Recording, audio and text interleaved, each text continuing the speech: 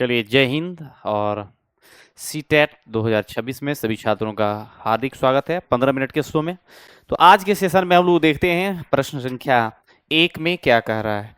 तो आप सभी छात्र जवाब भी देंगे और देखिए कह रहा है प्यारे छात्र, देखना है आपको यहाँ पे डेंगू। डेंगू का कारण क्या है? डेंगू का कारण आप जान रहे हैं कि डेंगू जो है एक वायरस जनित रोग है, यानी वायरस हम इसको विषाणु भी कहते हैं। आप सभी को पता है कि इसको वायरस भी कहते हैं। क्या कहते हैं? वायरस कहते हैं। ठीक है, इस बात को आप याद रखिएगा।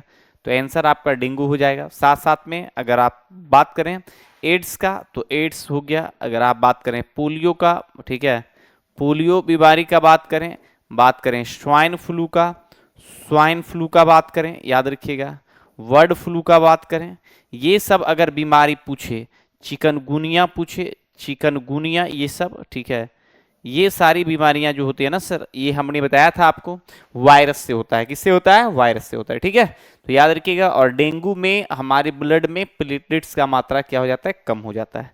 तो इस बात को आप याद रखिएगा। नेक्स्ट प्रश्न है, एनीमिया की कमी के कारण क्या होता है? एनीमिया यानी जो खास करके विशेषकर महिलाओं में होती है और ये आयरन की कमी से होता है। किसकी कमी से? आयरन।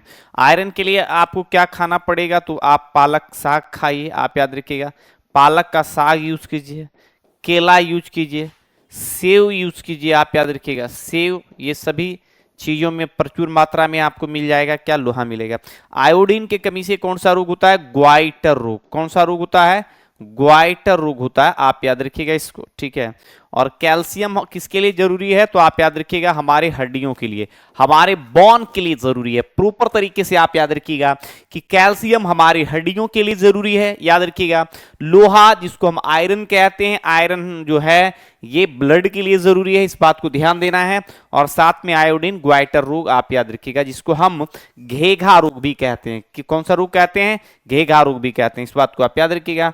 नेक्स्ट प्रश्न आपके सामने है बायोडीजल। बायोडीजल आपने नाम सुना होगा कि बायोडीजल का उपयोग जो होता है वो प्रॉपर तरीके से किसमें? तो आप याद रखिएगा ये जेट्रोफा और एक पौधा है ग्लिसरीडिसिया का, ठीक है, तो इससे प्राप्त होता है और ये बायोडीजल के नाम से जाना जाता है। लेकिन इसका प्रोडक्शन जो है अभी कहीं भी भारत जैसे देशों में बहुत कम होता है। ठीक है, याद रखिएगा। नेक्स्ट प्रश्न आपके सामने दिया गया है आदान। देखिए, रक्त न केवल रक्त के प्रकार बल्कि डैश के संगत होना चाहिए। अब देखिए ब्लड ग्रुप आपको बताया गया था कि ब्लड ग्रुप टोटल कितने होते हैं?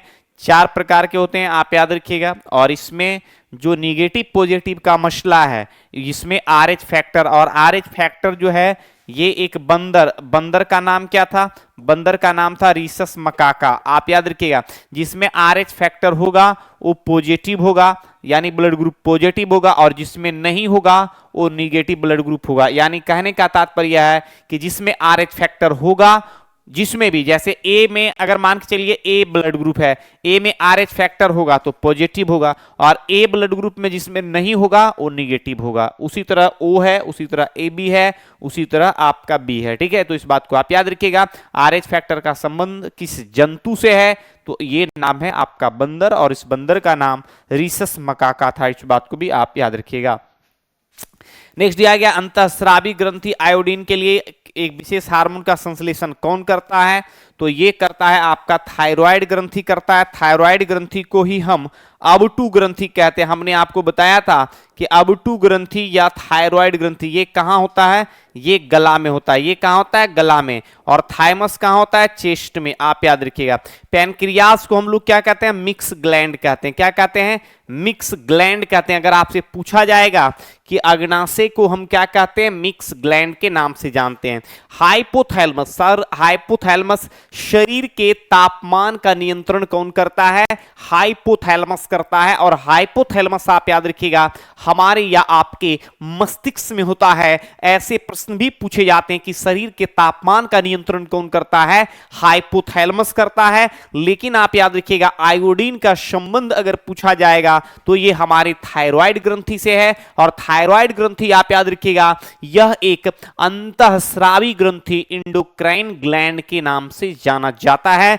चलिए नेक्स्ट प्रश्न आपके सामने दिया गया है। देखिए दिया गया मादा लैंगिक hormone, estrogen, androgen, insulin, oxytocin. मादा फीमेल कौन है? तो आप याद रखिएगा फीमेल का संबंध अगर आपसे पूछा जाएगा तो ये है आपका एस्ट्रोजन। कौन है? एस्ट्रोजन है। इस बात को आप याद रखिएगा, यहां से भी प्रश्न एग्जाम में पूछा जाता है कि फीमेल सेक्स हार्मोन एस्ट्रोजन है, प्रोजेस्टेरॉन है, रिलैक्सिन है, ये फीमेल सेक्स हार्मोन है, जबकि मेल सेक्स हार्मोन को हम कहते हैं टेस्टोस्टेरॉन। याद रखिएगा आंसर हो जाएगा आपका ए नंबर। जबकि इंसुलिन कहां से निकलता है? इंसुलिन पेनक्रियास से निकलता है और ये आप याद रखिएगा शुगर का नियंत्रण करता है, जो मैंने कई बार आपको बताया है।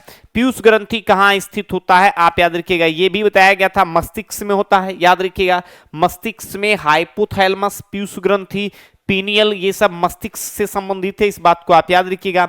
ब्रिक कहते हैं किसको? किडनी को कहते हैं। और किडनी का मेन काम क्या है? किडनी का मेन काम है ब्लड को प्यूरिफाई करना, अर्थात डायलिसिस क्रिया की अगर बात की जाए तो इसमें अहम भूमिका किडनी का होता है। जबकि यूरिया निर्माण की बात हो, पीतरस निर्माण की बात हो, ये सब करता है आपका यकृत और लीवर करता है। ध्यान से देने योग्य बात है, आंसर ए डी हो जाएगा। ठीक है, नेक्स्ट प्रश्न आगे देखते हैं क्या जवाब है।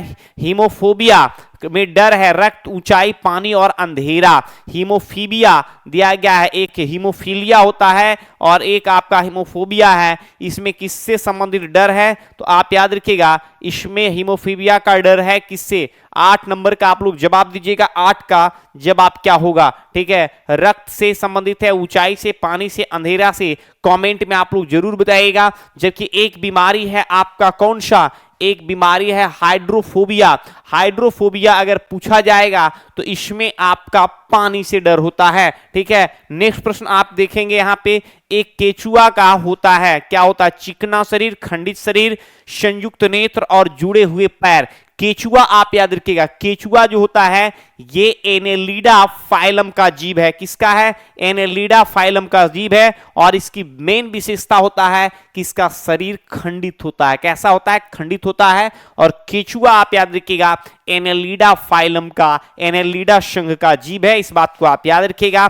नेक्स्ट प्रश्न आपके सामने दिया गया है, निम्नलिखित में से किसमें एक पशु के साथ साथ पौधे की विशेषता है भाई साहब? यानी हम कह सकते हैं कि किसमें जंतु और पादप दोनों का गुण है। इसका नाम है आपका युगलिना। और युगलिना को हम पादप और जंतु के बीच, पादप और जंतु के बीच का कड़ी मानते हैं।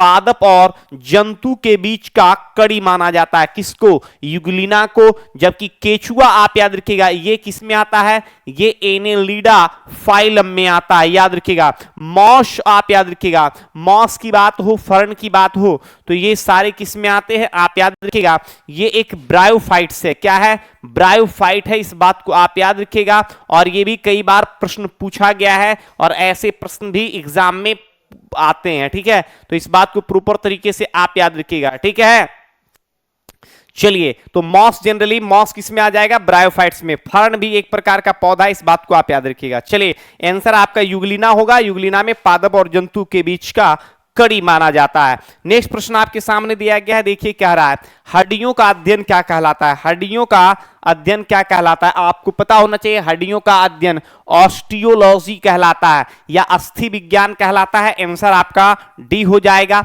जबकि प्रॉपर तरीके से आप याद रखिएगा अगर सेल का अध्ययन पूछेगा साइटोलॉजी, उत्तक का अध्ययन पूछेगा टिश्यू का अध्ययन, तो ये कहलाता है आपका हिस्टोलॉजी कहलाता है। क्या कहलाता है? हिस्टोलॉजी कहलाता है। इस बात को आप याद रखिएगा। तो साइटोलॉजी, हिस्टोलॉजी, ऑस्टियोलॉजी, ये सब, न्यूरोलॉजी, नेफ्रोलॉजी, ये सब आप याद रखिएगा मानव अंग से संबंधित प्रश्न पूछे जाते हैं। ये दिमाग में आप रखिएगा। आप सभी छात्र जो भी सेशन को देखते हैं एक बार 15 मिनट के शो में जरूर कमेंट कीजिए। कमेंट करना आपके लिए बहुत ज्यादा जरूरी होता है ताकि पता चल पाता है कि आपको इस बात की जानकारी, इस प्रश्न की जानकारी है या नहीं है। टाइफाइड रोग किस अंग को प्रभावित करता है? टाइफाइड आप याद रखिएगा आंत को प्रभावित करता है, इंटेस्टाइन को प्रभावित करता है। हेपेटाइटिस और जॉन्डिस आप याद रखिएगा ये यकृत को प्रभावित करता है। आरबीसी और डब्ल्यूबीसी का कब्रिस्तान जो है ये कहा जाता है तिल्ली को, इसको हम स्प्लीन भी कहते हैं या इसको हम प्लीहा भी कहते हैं। यह भी प्रश्न आपके एग्जाम के लिए काफी महत्वपूर्ण है।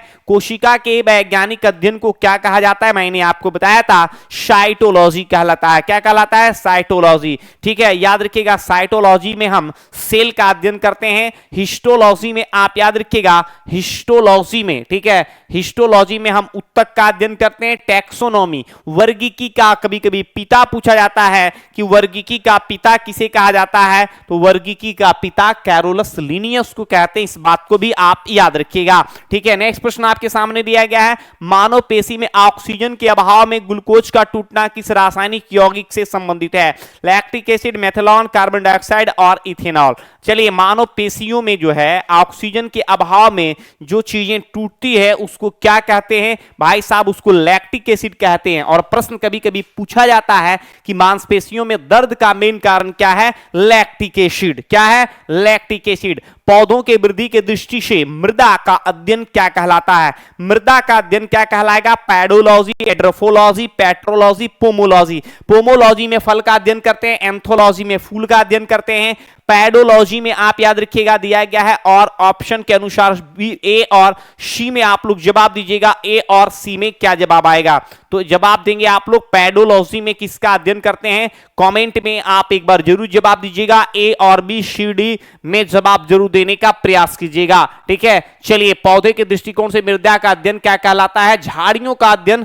जरूर एक बार कमेंट में आप लोग इसका जवाब दीजिएगा। आंसर आपके सामने है। नेक्स्ट प्रश्न है, चलिए, नासी दर्द निवारक एक श्रृंखला है, इसमें आई का मतलब क्या होता है? इम्यून होता है, इंडिया होता है, इन्फ्लेमेटरी होता है, इंटेस्टाइन होता है। ए, बी, सी और डी। ठीक है, एक आध प्रश्न का जवाब आप लोग जरूर कमेंट में जरूर दीजिएगा। 16 का आप लोग जवाब दीजिएगा। 16 का जवाब क्या होता है? इन्फ्लेमेटरी होता है। क्या होता है? इन्फ्लेमेटरी। चलिए, नेक्स्ट प्रश्न है, निम्नलिखित में से कौन सा कानूनी वाक्यांश प्रतिषेध का वर्णन है? ठीक है, चलिए, यहां एक प्रश्न आपका हिंदी का है, निम्नलिखित में से कौन सा विटामिन आर्गो कैल्सीफेरॉल से संबंधित है? Vitamin D2, vitamin D3, vitamin B12 और विटामिन B6। ऑप्शन के अनुसार 18 का आप लोग जवाब दीजिएगा। 18 का जवाब क्या होगा? तो यहां पर डी हो जाएगा। ठीक है, D2 को हम आर्गो कैल्सीफेरॉल कहते हैं और विटामिन डी आप याद रखिएगा हड्डियों के लिए काफी महत्वपूर्ण होता है। इसलिए अगर आपसे पूछा जाए कि रिकेट्स और ऑस्टियोमेलेसिया जैसे बीमारी किसको प्रभावित करता है, तो आपके और हमारे अस्थियों से संबंधित है। इस बात को प्रॉपर तरीके से आप याद रखिएगा। तो आंसर आपका क्या हो जाएगा? आंसर आपका D2 हो जाएगा और आंसर D2 करेंगे। नेक्स्ट प्रश्न आपके सामने दिया गया है, एक कृत्रिम पारिस्थितिक तंत्र का उदाहरण कौन है? एक आर्टिफिशियल इकोसिस्टम का उदाहरण कौन सा है?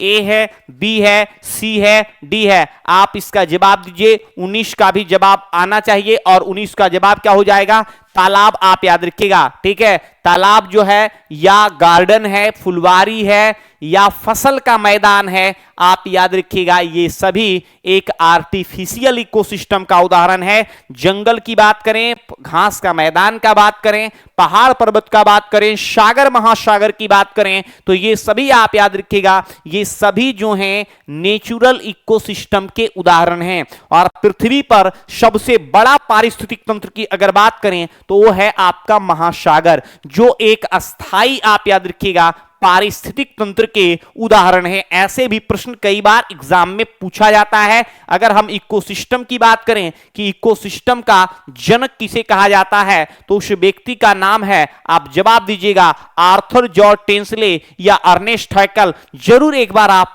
कमेंट में बताइएगा। चलिए, नेक्स्ट प्रश्न क्या और आगे बढ़ते हैं। सबसे जोर से बोल सकने वाला जंतु कौन है? आदमी, नीली व्हेल, बंदर और हाथी। ए, बी, सी और डी दिया गया है, आप इसका जवाब दीजिएगा। सबसे जोर से बोलने वाला आदमी तो होगा नहीं भाई, आप याद रखिएगा आंसर आपका नीली व्हेल हो जाएगा। और इस पृथ्वी का सबसे बड़ा अगर आपसे पूछा जाएगा कि सबसे बड़ा जो है स्तनधारी, जो जल और स्थल दोनों मिलाकर की बात अगर हो, तो उसमें नीली व्हेल का नाम आता है। आप याद रखिएगा स्थल की बात करें तो उसमें अफ्रीकन हाथी का नाम आता है, लेकिन पृथ्वी की बात किया जाएगा तो नीली व्हेल का नाम आता है, जो एक स्तनधारी जीव के उदाहरण है। तो इसलिए आप याद रखिएगा 20 का आंसर आपका हो जाएगा बी नंबर हो जाएगा। तो इसी कथनों के साथ आज का सेशन हम 15 मिनट के शो में यही समाप्त करते हैं। और आप जितने भी छात्र सेशन को देखते हैं, एक बार जरूर आप याद रखिएगा,